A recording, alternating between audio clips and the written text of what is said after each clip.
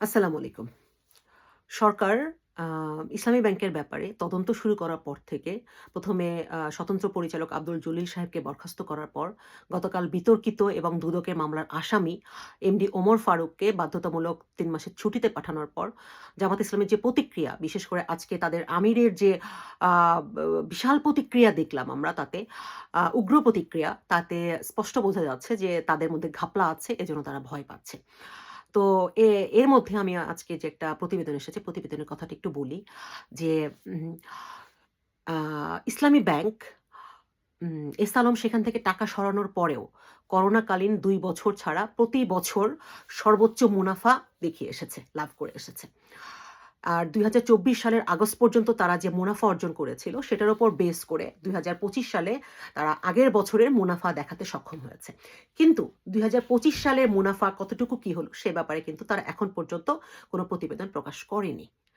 জানা গেছে যে তারা আসলে ৩,০০০ কোটি টাকা যেটা আ লভ্যাংশ দেখাতে চাচ্ছে সেটা আসলে লোকসান। কিভাবে লোকসান? আ কোনো ব্যাংক বা কোনো প্রতিষ্ঠান যখন ঋণখেলাপি হয়ে যায়, আমি যে কথাটা এখন বলব সেটা ইসলামী শরিয়া আইন অনুযায়ী ব্যাংকিং এর নিয়ম ওয়ার্লড ওয়াইড আলেমদের সম্মতিতে যে শরিয়া আইনের যে নিয়মগুলো আসছে ইসলামী ব্যাংকিং এ তার মধ্যে এটা হচ্ছে খুবই গুরুত্বপূর্ণ। সেটা হচ্ছে কোনো ব্যাংক বা প্রতিষ্ঠান যখন বা ব্যক্তি যখন ঋণখেলাপি হয়ে যায় তখন তার উপরে মুনাফা আর তার থেকে নেয়া যায় না। তার থেকে যেটা নেয়া হয় সেটা হচ্ছে জরিমানা বা ক্ষতিপূরণ। তো এটাকে কখনোই মুনাফার অন্তর্ভুক্ত করা যাবে না। খুবই ইম্পোর্টেন্ট এটা। অথচ ইসলামী ব্যাংক এই জরিমানা বা ক্ষতিপূরণকে মুনাফার মধ্যে অন্তর্ভুক্ত করেছে। যেটা সম্পূর্ণ ইসলাম বিরোধী, শরীয়ত বিরোধী এবং গ্রাহকদের সাথে প্রতারণামূলক কাজ। আর তারা যে ক্ষতিপূরণটা আদায় করেছে সেটুকু দিয়েও কিন্তু লভ্যাংশ দেখাতে পারছে না। এজন্য তারা আদায়কৃত ক্ষতিপূরণের সাথে বকেয়া যে ক্ষতিপূরণ, খুবই ফানি ব্যাপার, সেটাকেও তারা লভ্যাংশের মধ্যে অন্তর্ভুক্ত করতে চাচ্ছে।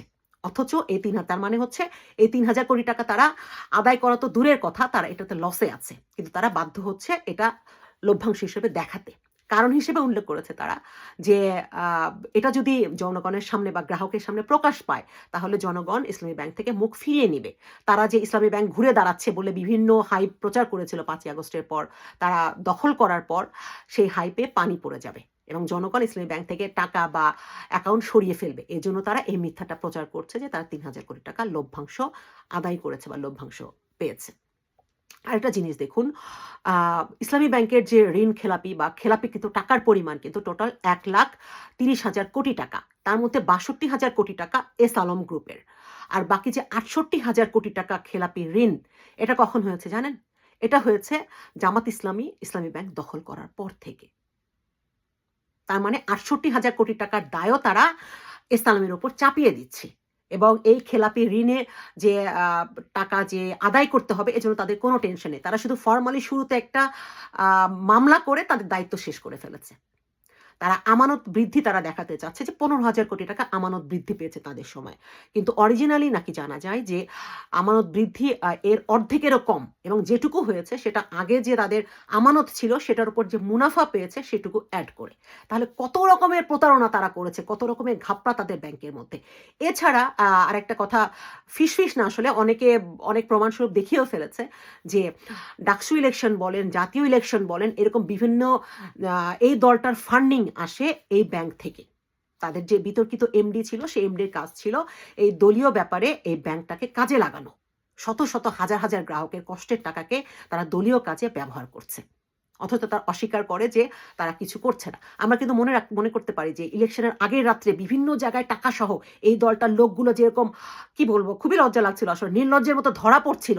এই টাকা কোথায় থেকে এসেছে? তাদের ফান্ডিং কোথায় থেকে এসেছে? অনেকেই বলে তাদের ফান্ডিং এর মেইন দেশীয় সোর্স হচ্ছে এই ব্যাংক। তারা ব্যাংকটাকে জাস্ট পরিবারের মতো ব্যবহার করছে এবং নিজের দলীয় লোকজনকে কোনো জামানত ছাড়া, কোনো কিছু করা ছাড়া ১.৫ কোটি ২ কোটি টাকা তারা লোন দিয়ে দিচ্ছে। একজন তাদের প্রভাবশালী এমপি যে তার ওয়াইফকেও ১.৫ কোটি টাকা লোন দিয়ে দিয়েছে, আমরা পেপারে দেখেছি। তো আ সরকার যখন তাদের ব্যাপারে তদন্ত করছে, বিভিন্ন ব্যবস্থা নিচ্ছে, তারই প্রতিফলন আমরা দেখতে পেলাম আজকে আমিরের জ্বালাময়ী বক্তব্যে। তারা আসলে ভয় পেয়েছে। আর আমার ছোট্ট একটা ধারণা যে তারা জুলাই সনদ নিয়ে বা অনেক কিছু নিয়ে যে দেশ উত্তপ্ত করার, রাস্তা উত্তপ্ত করার চেষ্টা করছে, তার একটা কারণ হচ্ছে ইসলামী ব্যাংক বা তাদের ফান্ডিং এর দেশীয় প্রধান উৎস থেকে নজর সরাতে। যাতে সরকার এদিকে নজর না দিয়ে দেশে তারা যে মব সৃষ্টি করবে, ঝামেলা সৃষ্টি করবে সেদিকে নজর দেয়। কিন্তু আমার মনে হয় না তাদের এই আশাটা পূরণ হবে। সরকারের উপর আমার বিশ্বাস আছে, বিশেষ করে এই গভর্নর দায়িত্ব নেওয়ার পর থেকে। আমার মনে হয় যে উনি কথা কম বলেন কিন্তু কাজে করে দেখাবেন। তা আসলে জামাত ইসলামী যদি ভয় পেয়ে থাকে তাহলে তো বোঝা যাবে ঘাপলা আছে। আর তারা যদি অনেস্ট হয়ে থাকে, ইনসাফ কায়েম করতে চায়, তাহলে তো তারা আসলে বুক চিতিয়ে দাঁড়িয়ে যাবে যে তদন্ত করো, যা ইচ্ছা করো। আমাদের তো কোনো অসৎ উদ্দেশ্য নেই, কোনো প্রতারণামূলক কাজ করিনি। সো তোমরা কোনো কিছুই পাবে না। আমরা যেটাই হোক রেজাল্ট, আমরা আসলে সঠিক তদন্ত চাই।